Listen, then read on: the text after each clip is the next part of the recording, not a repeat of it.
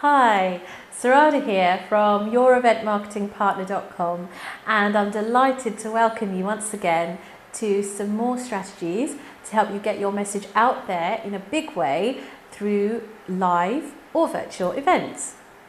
Now this week I'm going to talk to you about doing a series of regular events, and the reason why I wanted to share this with you is because you've put a lot of effort into doing your first workshop or your first talk or networking event, whatever it is. And even though after it's done, you might be like, oh, phew, thank God that's over. It doesn't really make sense just to do the one event. It doesn't really help you build your pipeline. It's great, you've done your first event, but if that's it, then how are you going to get more people interested in what you do? How are you going to spread your message and your business out there into your local region or nationally or internationally? You need to be thinking ahead to doing a series of events so that constantly you've got a pipeline of prospects, potential clients, joint venture partners, other sorts of things that will come to you if you start becoming doing a regular event and it becomes a regular fixture and people start to recognize you for that. So I'm going to share with you 3 ways that you can actually create a series of events and strategies around putting them together. So the first one is what's really popular, which is called a tour stop or a road show. And the reason behind that is maybe you're trying to get people to come to a bigger, maybe 3-4 day event. And so what you do is you plan a series of smaller events in local areas, local to you, and you go around and you do maybe a taster of what will be happening in the bigger event, and you could charge for that and so people can get some value out of it. But then, you know, you're ultimately getting people excited about the bigger event that's coming up.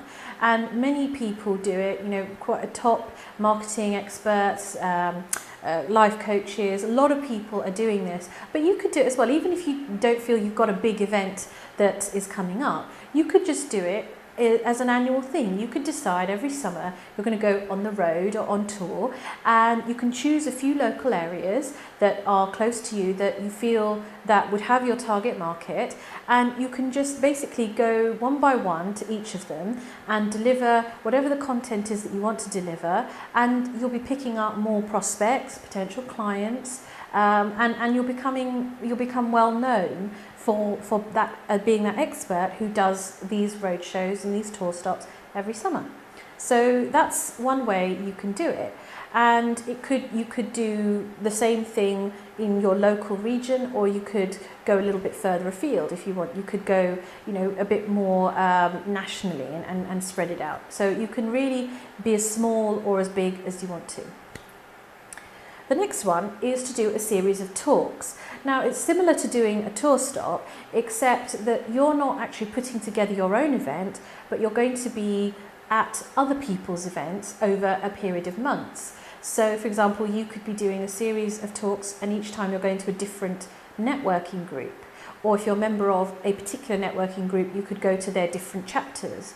For example, you could also go to conferences and you could do the same sort of talk, but you'll be targeting different markets each time. Could even be in the same location, actually. You probably don't even need to go beyond your hometown. But if you know that there are certain groups that meet up at different times of the year, then you could target those. Again, it's the same reason as the tour stop. You're building a pipeline of prospects, of potential clients, of joint venture partners, and all of that is happening because you are doing it regularly. So those are the first 2.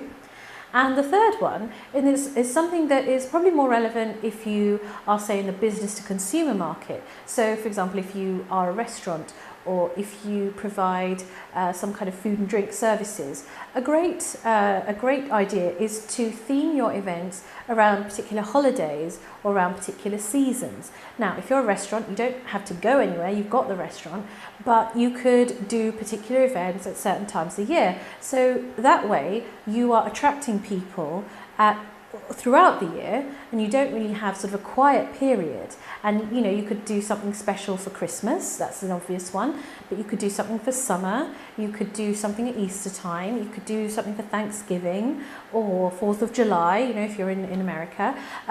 So if you think a bit more about sorts of seasonal events that are happening, that's a really good way of theming your events to tie in with that.